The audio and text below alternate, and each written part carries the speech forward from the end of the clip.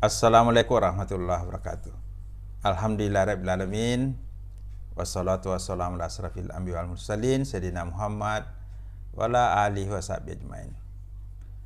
Saudara sekalian, bagaimana kabarnya hari ini? Semoga semuanya dalam keadaan sehat, dalam keadaan berbahagia, dalam keadaan sukses, dan senantiasa mendapat bimbingan dan perlindungan dari Allah. Pada pertemuan ini kita akan membahas bagaimana pentingnya kita menjaga amal-amal di dalam kehidupan ini. Saudara sekalian, kita semua tentu ingin sukses, ingin bahagia, ingin kaya, ingin berhasil dalam hidup ini, bukan cuma di dunia, tapi juga di akhirat kelak. Prestasi, pencapaian, kedudukan orang-orang di sekitar kita itu berbeda-beda. Kita lihat ada orang kaya, orang miskin, ada orang yang banyak gelarnya karena menempuh pendidikan yang cukup lama, namun banyak juga yang tidak sempat melanjutkan pendidikannya ke jenjang yang tinggi. Begitu pula kita melihat dalam kehidupan ini ada orang yang rajin ibadah, ada orang yang biasa-biasa saja. Ini menunjukkan bahwa kualitas hidup dan pencapaian kehidupan orang-orang di dunia itu berbeda-beda. Jadi jangan heran jika hasil yang diperoleh setiap orang itu beda-beda, karena usaha yang dilakukan, upaya yang dilakukan oleh orang-orang di dunia ini juga berbeda-beda. Nah, upaya usaha yang kita lakukan untuk mencapai tujuan hidup kita itu adalah amal-amal yang akan menjadi milik kita, yang akan kita dapatkan hasilnya di dunia ini maupun di akhirat kelak. Jadi amal-amal inilah yang merupakan satu bentuk kekayaan kita di dalam kehidupan ini. Di dalam kitab Riyadhus Shalihin disebutkan salah satu hadis dari baginda Nabi Muhammad SAW bahwa sebaik-baik manusia adalah orang yang panjang umurnya dan bagus amalnya. Ini adalah dua variabel yang saling terkait antara panjangnya umur dengan kualitas amal. Jadi orang yang panjang umurnya belum menjamin dia adalah orang yang baik. Karena setiap hari kita berusaha menjaga kesehatan dan selalu berdoa diberikan umur yang panjang. Tapi panjangnya umur Anda, panjangnya umur kita bukan satu ukuran kita menjadi orang yang terbaik. Tapi panjangnya umur itu harus diikuti dengan sebagus-bagusnya amal. Dengan demikian, di setiap perjalanan hidup kita itu harus diisi dengan amal. Karena panjang pendeknya umur bukan satu penentu kebaikan. Tapi penentu kebaikan itu adalah amal-amal yang kita isi di dalam setiap perjalanan umur kita. Ya. Oleh karena itu, kita harus berfokus pada peningkatan amal-amal, pada peningkatan kualitas amal kita. Jadi kita membangun sebanyak mungkin kuantitas amal itu dan kita juga meningkatkan setinggi mungkin kualitas amal itu. Nah, ini ada dua. Menambah kuantitas amal dan meningkatkan kualitas amal. Jadi, saudara sekalian, sahabat-sahabat semua, jangan lelah beramal.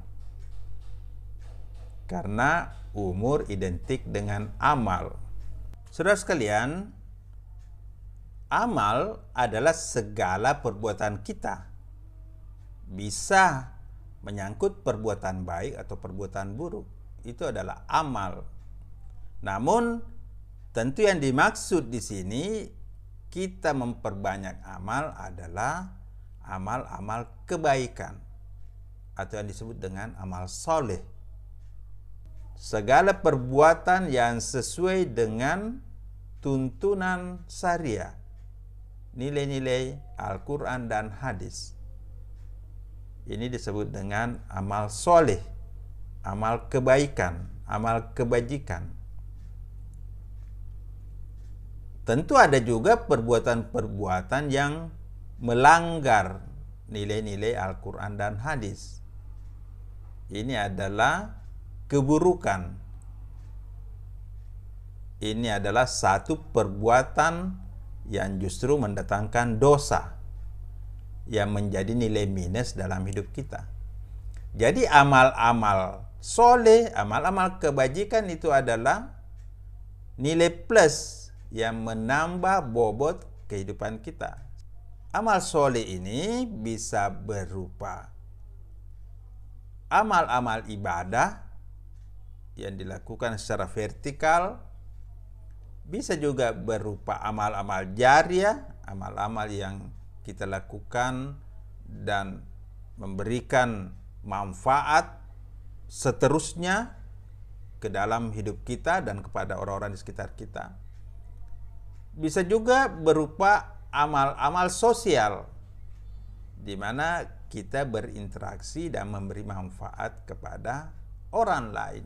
Misalnya dalam bidang ekonomi, dalam bidang pendidikan.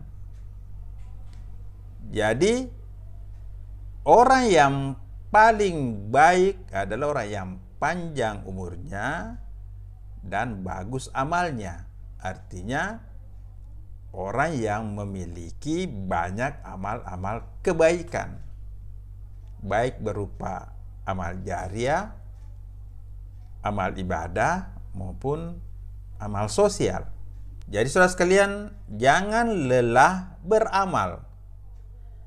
Karena hidup itu sendiri tidak lain adalah amal-amal yang kita kumpulkan di setiap detik-detik perubahan waktu selama kita masih diberi kehidupan.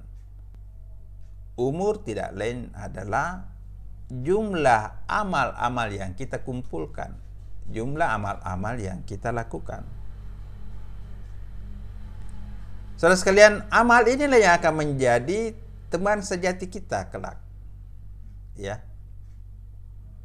Mungkin kita punya kedudukan, mungkin kita punya harta, mungkin kita punya banyak teman, mungkin kita punya nama, ya terkenal di mana-mana.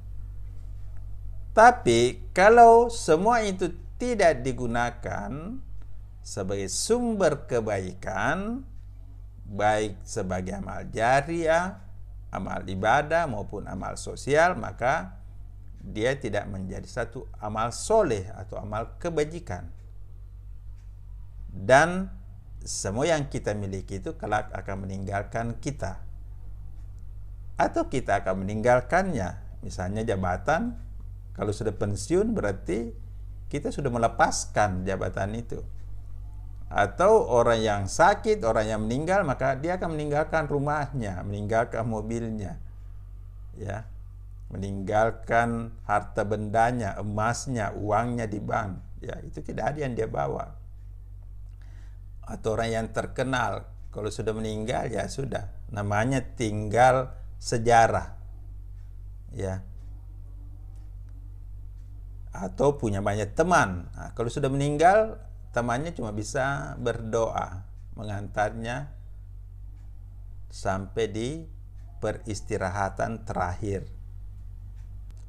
Saudara sekalian, semua yang kita kumpulkan kalau tidak menjadi amal itu akan kelak meninggalkan kita, atau kita akan meninggalkan dia.